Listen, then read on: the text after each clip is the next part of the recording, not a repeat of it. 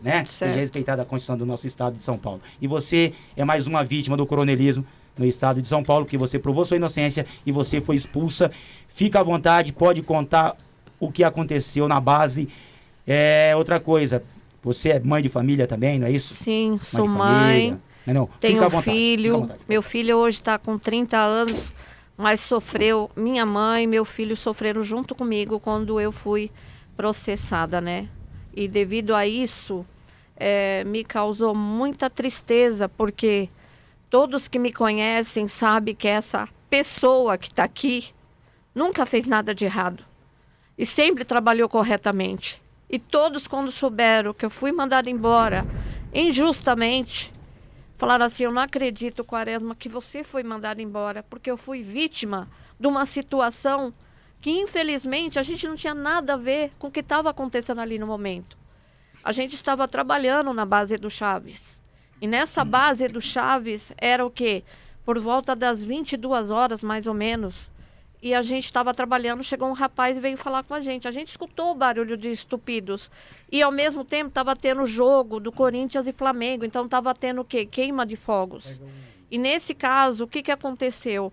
A gente estava lá naquele local e veio um rapaz falar conosco. Falou assim: olha, tem um rapaz que está baleado na praça do Edu Chaves. Tudo bem. Eu saí... O outro policial saiu. Só para o pessoal entender aí, Quaresma. De repente o pessoal não entendeu. Você estava de serviço, fardada na base de polícia do Chaves. Isso. Primeira companhia do 43º Batalhão Zona Norte de São Paulo. Isso mesmo. Você estava de serviço. Estava. Você e mais 2 policiais. Isso. Porque nós estávamos em 3, não tinha como estar na viatura, porque eu era motorista da viatura. E, no entanto, eu estou chorando aqui porque... são lembranças que marcam a gente, e isso aqui não é fachada, não. Isso aqui é uma emoção que eu tenho, porque a coisa que eu mais quero é voltar para a polícia, porque eu sempre amei o que eu fiz. E até hoje, o sangue corre aqui na minha veia, porque eu gosto do que eu faço. Eu posso ver quem for na rua, eu não estou nem aí. Eu não sou mais policial, mas se eu conseguir ajudar, o próximo eu faço, do mesmo jeito. Não mudo o meu jeito de ser. E todos que me conhecem sabem. Nesse dia 28 de abril de 2010, eu estava escalada lá. Eu e mais 3. Não tinha como trabalhar na viatura por falta de contingente, então a gente foi obrigado a ficar os 3 naquela base que eu estava escalada lá. Você quer citar o nome desses polícias aí ou não precisa? Não, se quiser eu vou citar sim. Era o Pupi, Cabo Pupi e o Everaldo. Então, nós estávamos lá, né? E nisso veio um rapaz chamar a gente. Como a praça é atrás da igreja, estava tudo escuro, não tinha como a gente poder enxergar as pessoas quando aconteceu o fato. Nós fomos por um lado e a vítima veio pelo outro lado. E o que aconteceu? O Cabo Pupi, ele simplesmente acionou pelo rádio, brevidade na rede... pessoa baleada na Praça Edu Chaves. Então, nós 3 fomos até a praça. Chegando lá, estava aquela muvuca, ninguém falava com a gente tentando descobrir quem eram as pessoas que houve aquele disparo com a vítima mala, porque era um rapaz, pelas informações que eu tive do capitão na época, ele foi assaltar uma moça referente a um celular e, no final das contas, acabou sobrando para a gente que estava nesse dia trabalhando, né, escalados na base do Chaves. E nisso, que aconteceu tudo isso, a praça, por não ter iluminosidade no local, simplesmente o que aconteceu? Ficaram me acusando que eu tinha pego os projéteis do chão, que eu não preservei o local de crime. A única coisa que eu avistei no momento lá, que estava assim próximo, que deu para me enxergar, que ele estava mais um pouco próximo, que dava para ver, era o Rui, o investigador, que era do 39DP, que eu conheci ele por causa das ocorrências que a gente tinha. E o Everaldo, que hoje ele não está mais no meio de nós, ele faleceu até devido a um problema que ele teve, ele abordou o Rui. Aí eu cheguei e falei: olha, o Rui eu conheço. Então, o tenente veio, começou a fazer um monte de pergunta. Até na hora ele pegou e falou assim: eu vou levar você preso. Eu falei: então tá, o senhor tem provas cabíveis, Porque se o senhor não tiver, isso é um abuso. Eu estou falando para o senhor. Estou aqui. Com a minha mão, o senhor pode me algemar. Só que se o senhor não tiver prova cabível, isso é abuso de autoridade. Aí ele pegou, mandou eu apresentar a ocorrência. O rapaz que sofreu na hora, que foi a vítima mala, foi levado ao PS São Luís Gonzaga. Aí, aquele negócio da gente perguntar quem foi o autor dos disparos, a gente não viu quem foi. E, no final das contas, nós ficamos de laranja. Eu falo mesmo, laranja. Pagamos por um preço que nós não tínhamos nada que ver com o fato que estava ocorrendo ali. Nós estávamos escalados. De serviço. De serviço. Vocês chegaram a abordar alguém lá, não? Claro que nós abordamos, só que as pessoas tinham medo de falar. Certo. A única pessoa que eu vi que estava mais próxima de mim, que o Everaldo foi abordar, foi o Rui, o investigador. Que até eu falei, Rui, você não vai sair daqui. Você vai acompanhar a gente para o DP para apresentar a ocorrência.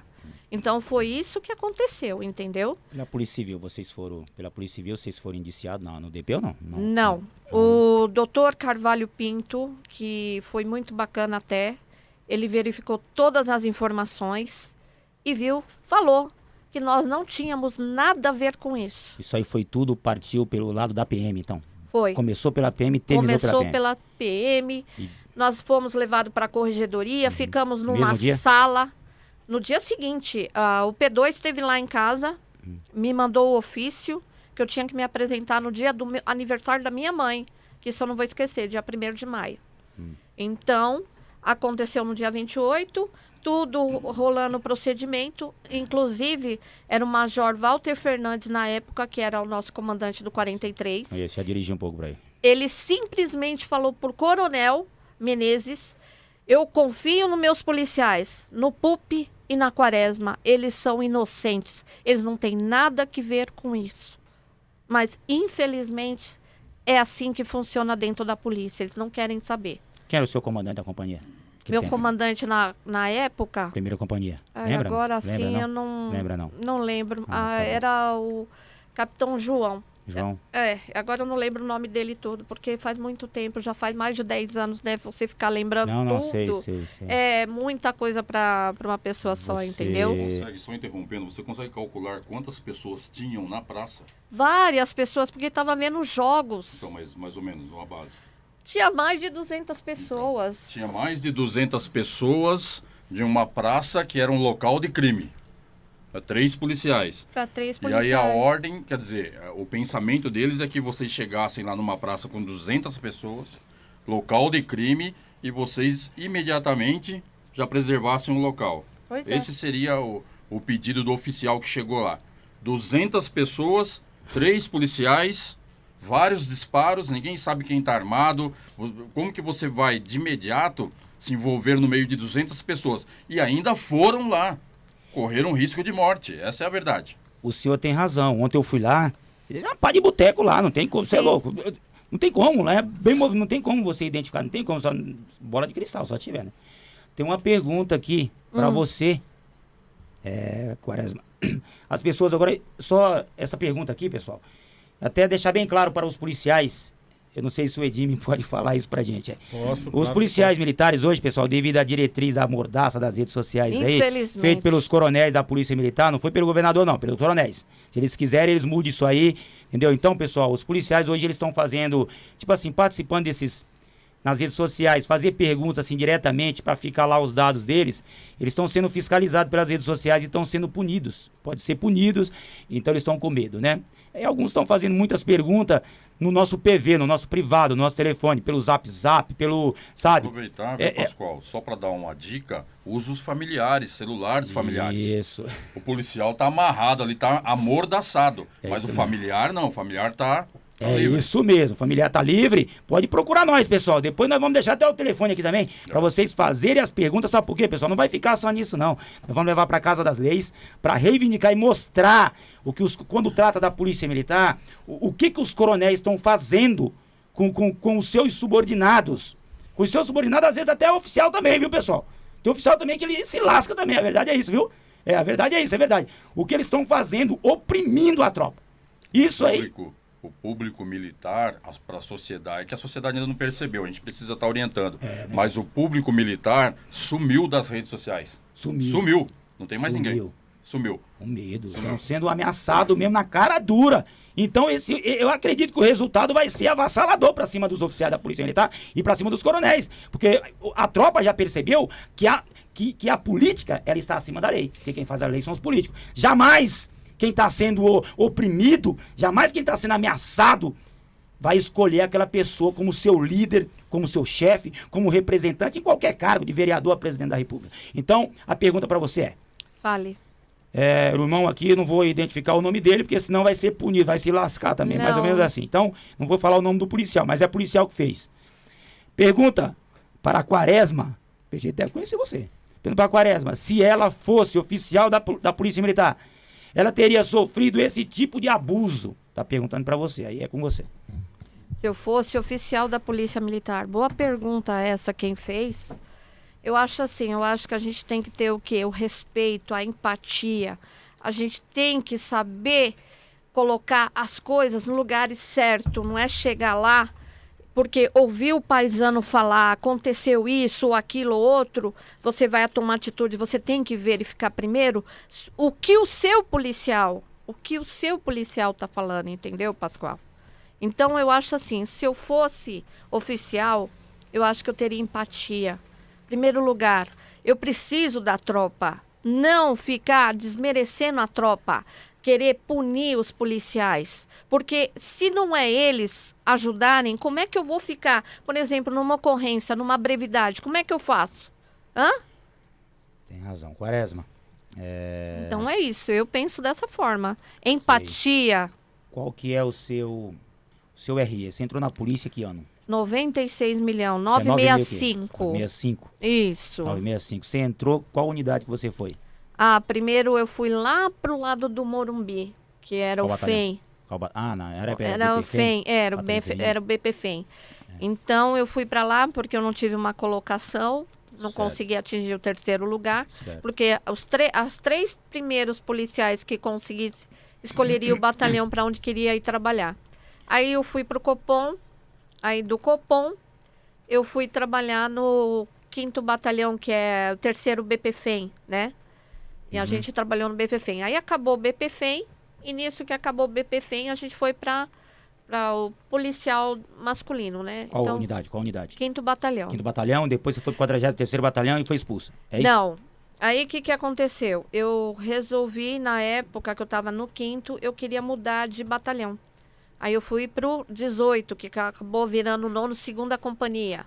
Certo. Conheço muitos policiais de lá, que eu tenho amizade até hoje, falam comigo, conversam comigo. Eu não vou citar nomes, porque senão pode haver alguma represária e eu prefiro não citar nomes, entendeu? Você vai prejudicar ninguém aqui, não. Ninguém tá aqui para prejudicar ninguém, então lutar por justiça, não praticar injustiça. Exatamente. Aí fui pro choque, porque a minha amiga falou assim, vamos trabalhar comigo, você vai gostar.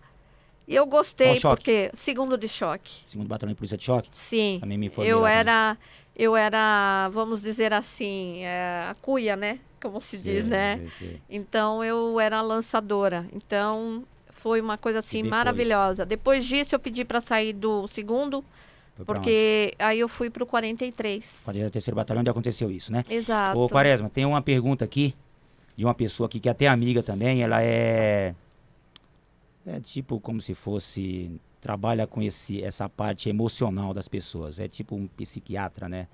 É nossa amiga Eliette, né? Ai, a Eliette, eu adoro ela. Conhece a Eliette? Conheço.